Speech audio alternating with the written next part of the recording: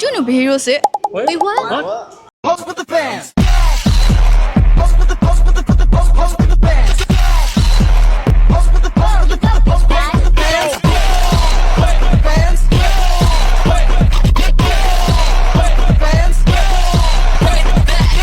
Hey, do you want to go? I know. Yeah, let's go.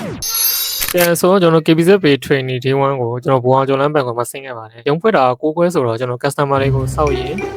နဲ့ကစားနေကြပါတယ်။ကျွန်တော်တို့ဘဏ်ကိုဆော့ဝင်လိုက်ပြီဆိုတာနဲ့ဘေးမှာကျွန်တော်တို့ ticket system လို့ခေါ်တဲ့နေရာလေးတွေ့ရမယ်။ticket တွေထုတ်ပေးတဲ့နေရာပေါ့နော်။ပြီးရင်နောက်တစ်ခုကကျတော့ကျွန်တော် reception ဘိုင်းလို့ခေါ်တဲ့ဘဏ်နဲ့ပတ်သက်တဲ့ service ဝန်ဆောင်မှုပေးတဲ့နေရာလေးတွေ့ရမယ်။ပြီးနောက်တစ်ခုကကျတော့ဒီငွေထိန်းအခန်းလို့ခေါ်တယ်ပေါ့နော်။ကျွန်တော်ငွေတွေကိုထိန်းသိမ်းတဲ့နေရာဒီငွေတန်းငွေထုတ်တွေငွေသွင်းတွေလုံးလို့ရတဲ့နေရာလေးတွေ့ရမှာဖြစ်ပါတယ်။တစ်ခုချင်းစီရဲ့အသေးစိတ်ကိုတော့ကျွန်တော် day 2ကျရင်ကျွန်တော်တေချာပြပြပေးပါမယ်နော်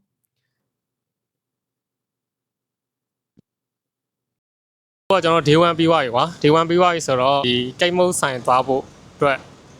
ချစ်တက်နေကြတာဖြစ်ပါတယ်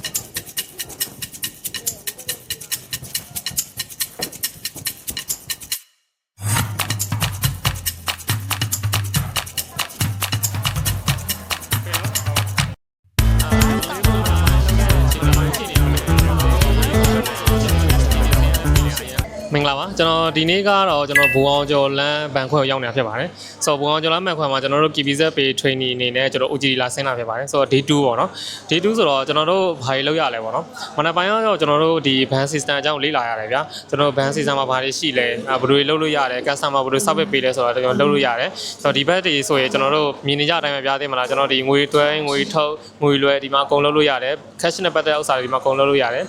ဒီဘက်ကျတော့ဆန်နိုင်လောက်ထိုးသွားပြီဆိုတော့အခြေအနေဘယ်လိုရှိလဲဘန်မှာ ခုထိကတော့လူကတော့ပါသေးတယ်ဒါပေမဲ့တော့ customer ရတော့လာနေပါမြင်တဲ့အတိုင်းပေါ့နော်ဟိုဘက်ချမ်းမှာလည်းကိုရီးရဲ့ team လေးတွေကမှစူးစမ်းနေကြပါတယ်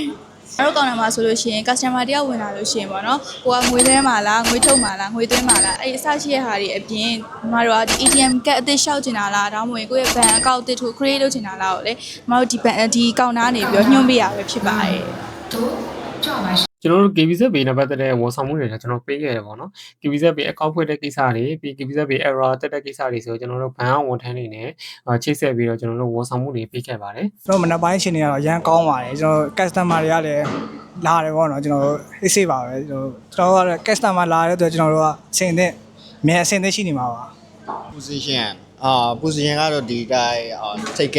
ticket ကိုထုတ်ပြရပါ ဒီ reception counter မှာဒီ customer service ပေးရတယ် customer account ဖွင့်ပေးရယ် bank လျှောက်ပေးရယ် visa ကဖွင့်ပေးရတယ်ဒီ reception မှာလေ့လာနေရပေါ့နော်ဒါမနက်ပိုင်းပဲရှိသေးတယ်တော့လူကတော့တိတ်မရှိသေးဒါပေမဲ့နေ့ခင်းပိုင်းမှာလူအများကြီးနဲ့ကြည့်တွေ့ရမယ်တော့ညီမကတော့လုံးဝအစိတ်လှုပ်ရှားနေပါတယ်ရှင်ဟုတ်မနက်ပိုင်းကတော့တိတ်ပြီးတော့လူတွေလည်းမလာသေးဘူးသိရမလားအဲ့လိုနည်းနည်းဖန်ချင်းတွေကလည်းတည်ငြိမ်နေသေးတော့တိတ်ပြီးတော့လုပ်စရာမရှိတဲ့ခါကျတော့ကိုတိကျင်တာတွေကိုအမတွေကိုလိုက်မေးလို့ရရပါတော့အဲ့ဆိုပို့ပြီးတော့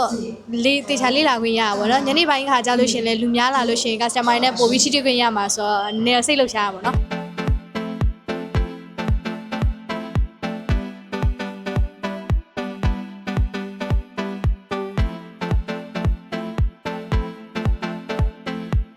ကဲပြီးသွားရင်ပေါ့နော်ကျွန်တော်တို့ KBZ Insurance ကနေကျွန်တော်တို့တည်တဲ့ဥစ္စာတွေရှင်းပြတယ် knowledge sharing တွေလုပ်ပေးတယ်ပေါ့နော်ဆိုတော့ကျွန်တော်တို့ OGD 3ရက်ရှင်းခဲ့တယ်ဒီ OGD 3ရက်ရှင်းခဲ့တဲ့အချိန်မှာကျွန်တော်တို့တွေးဆုံခဲ့ရတဲ့အတွေ့အကြုံတွေကျွန်တော်တို့အမှတ်တရတွေအများကြီးရှိခဲ့တယ်ပေါ့နော်ကျွန်တော်တို့ဘဏ်နဲ့ပတ်သက်ပြီးတော့လည်းကျွန်တော်တို့ဘဏ်အတွေ့အကြုံတွေလည်းကျွန်တော်တို့ရခဲ့ရတယ်ကျွန်တော်တို့ခုလက်ရှိသွားတဲ့ညီလေးညီမလေးအနေနဲ့လည်းကျွန်တော်တို့တော်တော်လေးပေါ်ရွေးနေကျွန်တော်တို့ခင်မင်ခဲ့ကြတယ်ပေါ့နော်ဆိုတော့ကျွန်တော်တို့ဒီ KBZ Pay OGD training ကိုကျွန်တော်တို့ဘယ်လိုဆင်းရမလဲကျွန်တော်စိတ်ဝင်စားတဲ့လူတွေရှိရင်လည်းကျွန်တော် comment ထဲမှာဝင်ရေးသွားလို့ရပါတယ်အားလုံးပဲကျေးဇူးတင်ပါတယ်ကျွန်တော်တို့နောက် blog တွေမှာကျွန်တော်ပြန်ပြီးဆုံတွေ့မှာပေါ့နော်အားလုံးပဲ bye bye